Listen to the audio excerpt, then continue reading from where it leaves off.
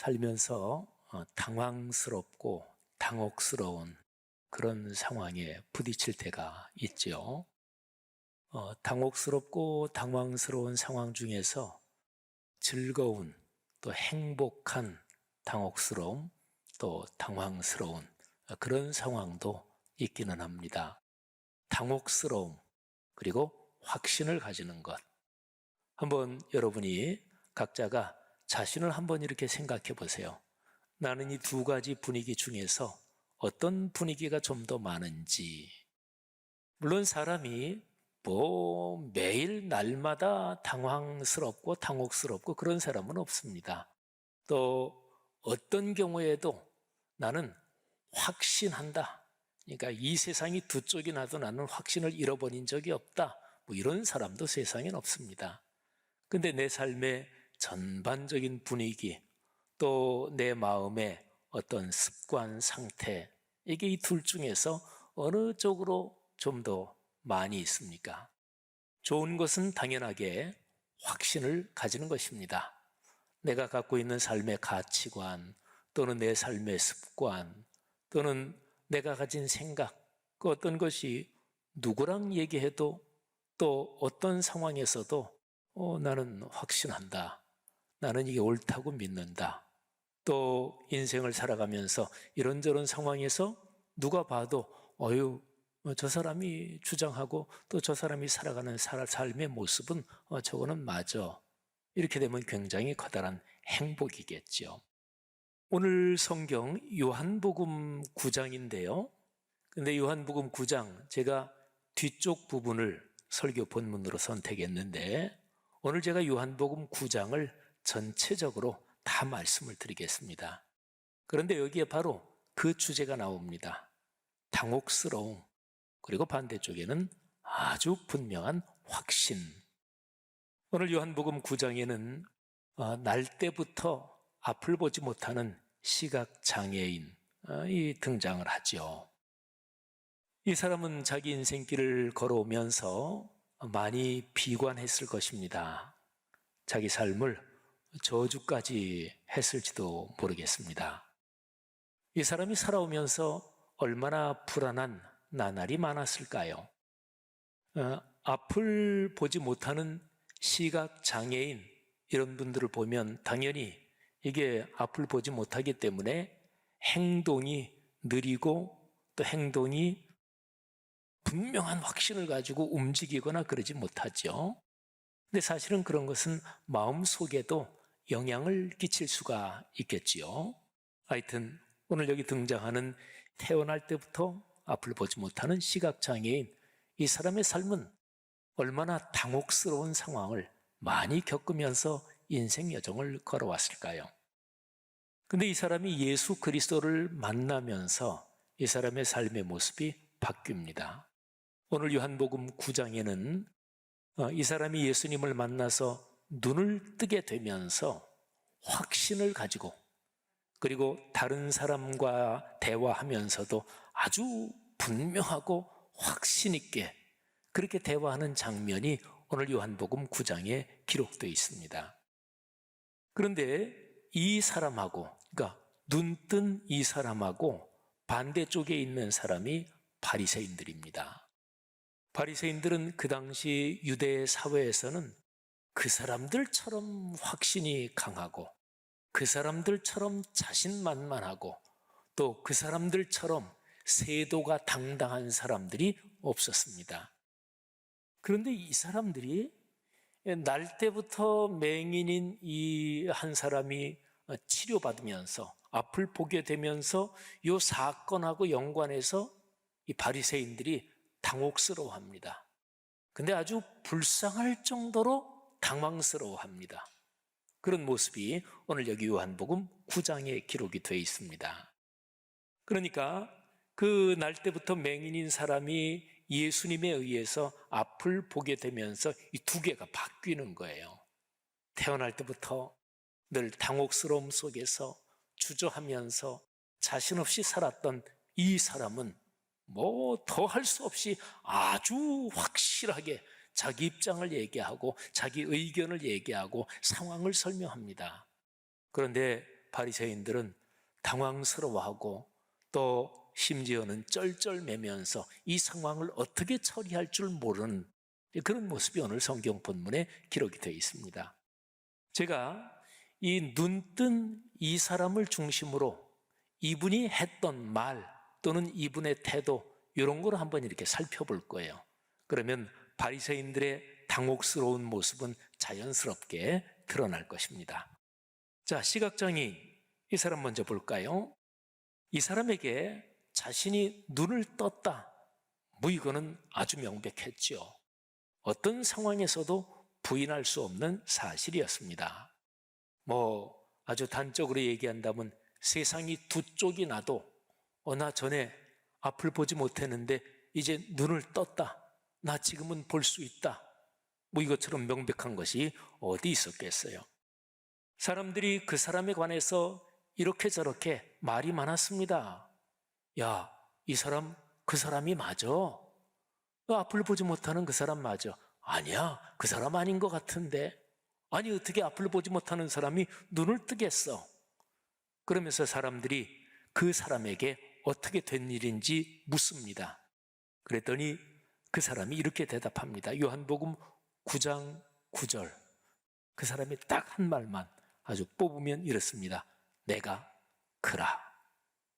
내가 그 사람 맞다. 여러분, 단 두 어절로 구성된 이 문장은 얼마나 분명하고 얼마나 단순합니까? 내가 그 사람이다. 내가 그 사람 맞다. 이 눈뜬 이 사람은 지금 자신의 변화된 상황에 대해서 아주 분명합니다. 자, 그러니까 사람들이 더 질문합니다. 아니, 도대체 내가 어떻게 눈을 뜨게 됐느냐? 그랬더니 이제 눈뜬 이 사람의 대답이 아주 명확합니다. 사실을, 자기가 눈을 뜬 거니까, 다른 사람 경험이 아니니까, 그러니까 자기가 어떻게 해서 눈을 뜨게 됐는지 정확하게 말합니다. 자, 11절인데요. 예수라 하는 그 사람이 진흙을 이겨 내 눈에 바르고 나더러 실로암에 가서 씻으라 하기에 가서 씻었더니 보게 되었노라. 여러분이 11절에서 이 눈뜬 사람이 한 이 발언을 보면 군더더기가 하나도 없습니다. 그리고 아주 정확하게 어떻게 자기가 눈을 떴는지 그 과정을 사실 그대로, 뭐 요즘 우리 언론에서 영어 단어 그거를 많이 사용하는데 그 사용하는 단어로 얘기하면 팩트 그 자체를 아주 정확하게 군더더기 조금도 없이 정확하게 말합니다. 자, 여러분, 근데 이 사건이, 이 상황이 그 당시 그 분위기에서 아주 민감한 주제가 됐습니다. 요즘 말로 말하면 정치적으로 아주 민감한 주제가 됐습니다. 이유가 있습니다. 예수님께서 이 사람을 고치신 날이 안식일이었습니다. 자, 예수님이 안식일을 어겼다, 뭐 이렇게 되는 거죠. 자, 그런데 아주 중요한 상황을 기억해야 합니다. 22절을 보면 그 당시에 누구든지 예수를 그리스도다, 그러니까 구세주다 이렇게 시인하는 자는 우리 유대교 또는 우리 사회에서 출교한다, 이렇게 이미 결의가 된 상태였습니다. 출교는 단순하게 교회 정회원에서 뺀다, 요즘 말로 말하면 이제 그런 건데, 옛날로 가면 그 정도 의미가 아니죠. 좀 사회적으로 완전히 쫓겨난다, 중세 같은 데는 사형 선고하고 사실은 같은 말입니다. 그러니까 굉장히 공포스러운 상황, 이런 상황이 그 당시의 분위기였습니다. 자, 그러면 이거를 기억하면서 좀 더 이 눈뜬 사람의 입장이 뭔지, 또 이 사람이 어떻게 발언하는지 한 번 더 볼까요? 자, 사람들이 이 사람을 바리새인들에게 데리고 갑니다. 근데 데리고 간다 이렇게 표현됐는데 사실은 잡아서 끌고 갔다, 이렇게 이해하면 좋습니다. 어쨌든 안식일에 그 사건이 발생했고, 근데 예수님은 그 사람을 고쳐주시고 나서 그 자리에 이미 계시지 않았습니다. 이 사람을 끌고 바리새인들에게 갑니다. 바리새인들에게 갔다는 얘기는 정확하게 산헤드린 공회가 소집됐다 이 얘기까지는 아닌데요.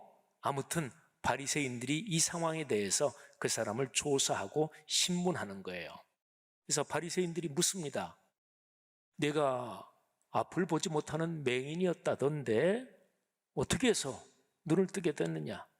내가 눈을 뜬 날이 안식일인데 더구나? 하고 이제 묻죠. 근데 이 사람이 대답이 역시 아주 명백합니다. 15절. 그 사람이 진흙을 내 눈에 바르매 내가 씻고 보나이다. 아까 사람들에게 한 얘기나 실로암에 가서 실로암이라는 얘기는 빠져 있지만 어쨌든 아주 정확하게 팩트만 얘기하는 거죠. 그런데 이 사람이 그렇게 얘기를 하니까 바리새인들 사이에서 논란이 커지고 그리고 심지어는 싸움이 생겼습니다. 오늘 성경 말씀에 바리새인들 사이에서 분쟁이 생겼다. 분쟁, 싸웠다는 얘기잖아요. 그러니까 안식일을 어겼으니까 이 사람을 고친 그 예수란 자가 하나님께로부터 온 자가 아니다. 그러니까 다른 바리새인들이 아니 그 사람이 죄인이라면 어떻게 이런 표적을 행하겠느냐? 그러면서 바리새인들 사이에서 논란이 되고 또 싸움도 되고 언성도 높아지고 이랬단 말이에요.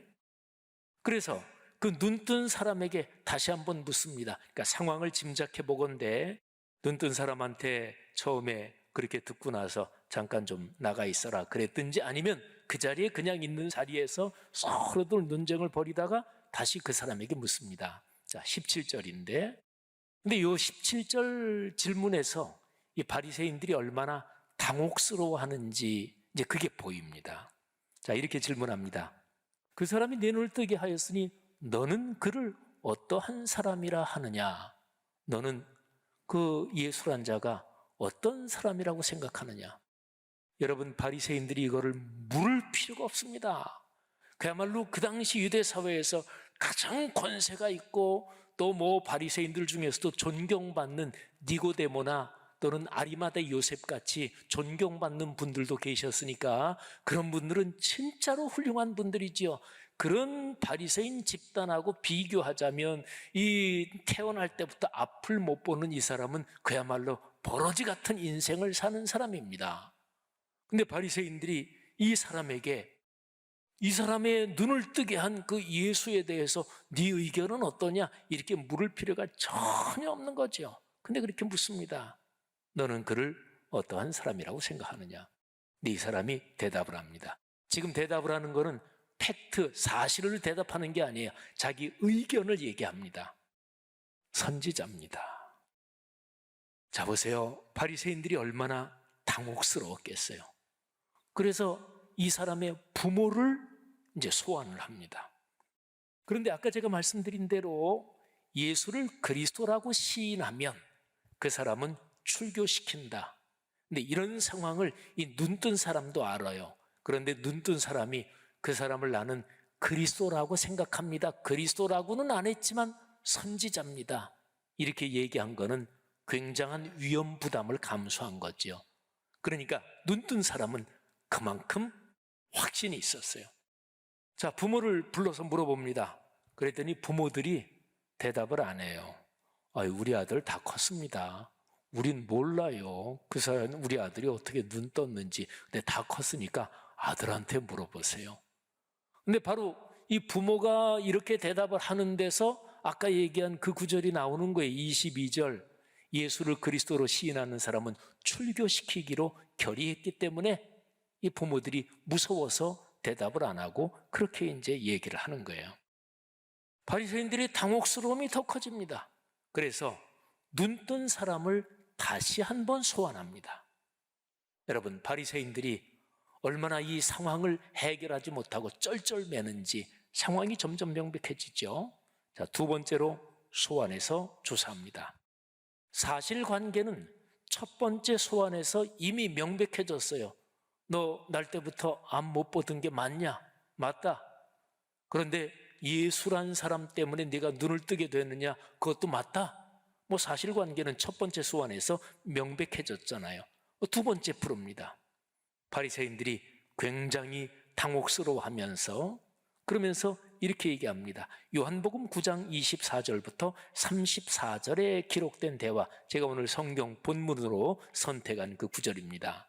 근데 여기에 보면 몇 번의 대화가 나오는데 바리새인들이 얼마나 당혹스러워하는지, 또 반면에 그 당시 사회에서 보면 그야말로 버러지 같은 그런 인생인 이 눈뜬 사람은 얼마나 당당하고 확신이 있는지 이게 분명하게 대조가 됩니다. 자, 3번 문답이 나오는데 먼저 첫 번째 문답을 보십시오. 바리새인들, 너는 하나님께 영광을 돌리라. 우리는 이 사람이 죄인인 줄 아노라. 그런데 이 눈뜬 사람의 대답을 보세요. 그가 죄인인지 어쩐지 그건 난 모릅니다. 여러분, 이거는 어림도 없는 얘기입니다. 종교 지도자, 그리고 진리를 가르치고 뭐가 진리고 뭐가 진리가 아닌지 그런 거를 판정까지 하는 그 바리새인들이 이 사람 죄인이다 그러는데 이 눈뜬 사람이 쉬운 얘기로 거기에 대해서 수긍을 하지 않고 딴지를 걸잖아요. 그가 죄인인지 그건 난 모르겠습니다. 근데 한 가지 하는 게 있습니다. 내가 맹인이었습니다. 그런데 지금은 봅니다. 이 한 가지는 아주 확실합니다. 여러분, 바리새인들하고 이 눈뜬 사람하고 명확하게 대조가 되잖아요. 말하자면 세상이 흔들려도 이거는 나는 분명합니다. 자, 이러면서 두 번째 질문과 대답을 보면 신문 과정의 전문성이 흔들립니다. 여러분, 그 당시에 바리새인들은요, 수사학 훈련을 받습니다. 토론 훈련을 받습니다. 그러니까 논리적으로 아주 정확하게 율법을 해석하고 논쟁하고 이러는데 프로들입니다. 그런데 이 프로들이 이 눈뜬 사람을 불러가지고 신문을 하면서 자기들의 프로 근성, 전문성까지 흔들려요. 자, 두 번째로 질문하는 거 보세요.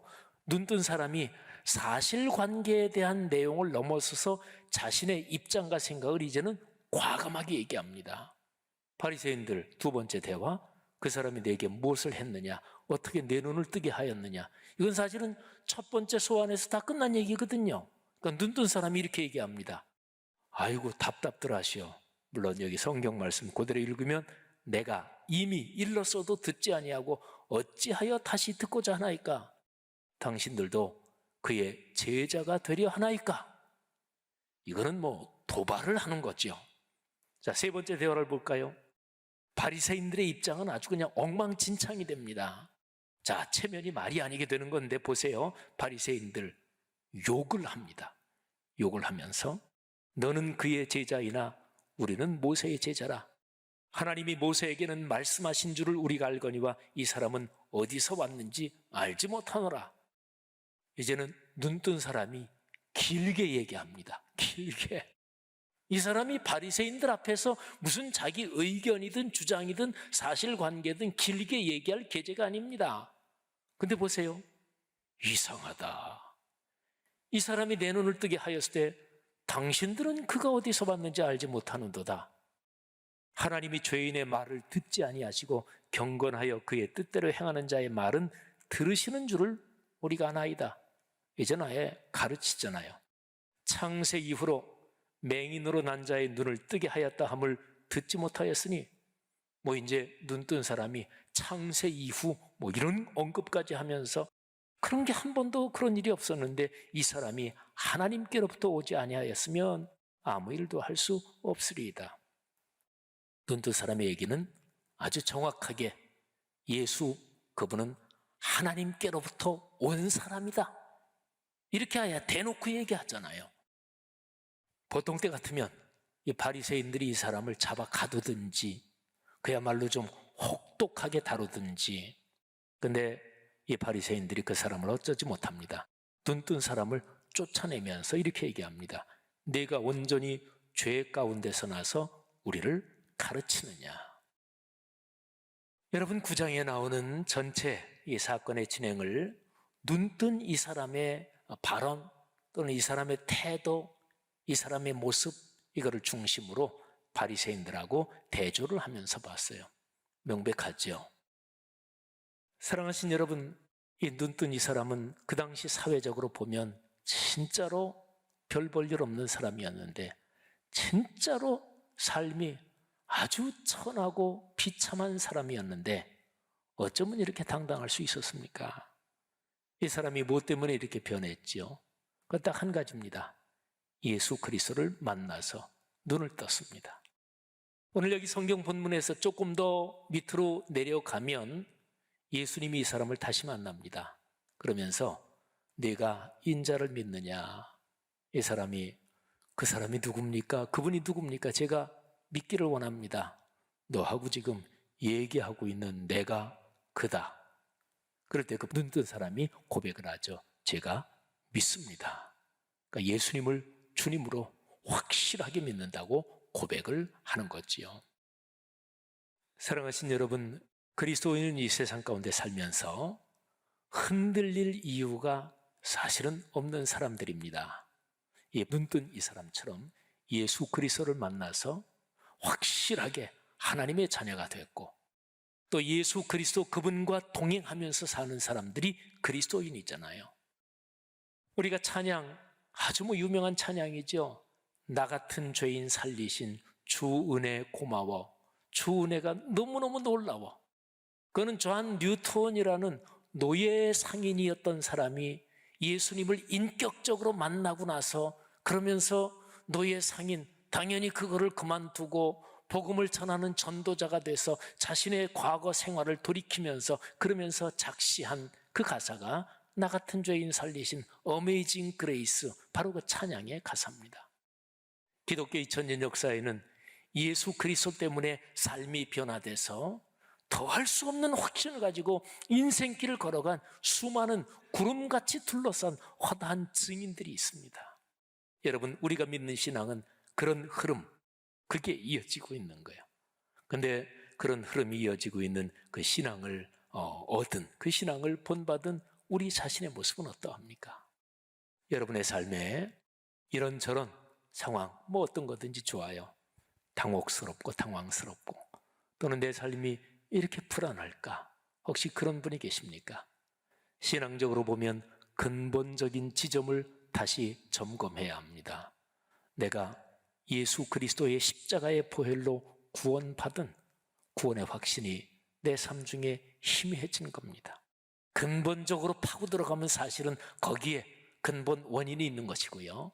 그리고 구원은 받았는데 구원받은 그 확신이 계속해서 신앙의 훈련으로 이어지고 성숙하지 못하는데 그 원인이 있는 거죠. 사랑하신 여러분, 예수 그리스도 그분과의 관계가 더 깊어지고 또 그것 때문에 내 삶이 확실해지는 방법은 예수님을 더 알아가는 거예요. 예수님을 어떻게 알아갈 수 있을까요? 예수님을 증언하고 예수님을 알려주는 66권 성경 읽지 않고 예수님을 알아갈 수 있다고요? 천만에요. 나 신앙생활 벌써 몇십 년 했으니까 성경 더 이상 읽지 않아도 나는 예수님에 대해서 충분히 알아요. 천만에요. 우리 사람은 누구나 다 자기 좋은 대로 상황을 꺾고 또 기억도 선택적으로 기억하고 또는 상황에 따라서 자기를 변호하고 자기를 정당화하느라고 내가 지금 현재 진행형으로 예수님에 대해서 알려주는 성경 말씀을 묵상하지 않으면 신앙은 다 꺾입니다. 다 꺾입니다. 자기 편리한 대로, 자기 좋은 대로. 그러니까 현재 진행형으로 오늘 또 말씀을 통해서 성령의 은혜를 통해서 주님을 만나야 돼요. 이것이 현재 진행형으로 지속되지 않고는 그 누구도 신앙생활이 확신으로 이어질 수 없습니다. 사랑하시는 여러분, 하나님께서 여러분에게 확신이 있고 또 믿음이 충만한 그런 인생길 더 넉넉하게 열어주시기를 주의 이름으로 축복합니다. 매일의 말씀 묵상, 그리고 주일 공예배, 수요예배, 예배를 중심에 놓고 생활할 때 그 사람의 삶은 흔들리지 않을 것입니다. 이런 삶이 여러분에게 늘 이어지기를 주의 이름으로 축원합니다.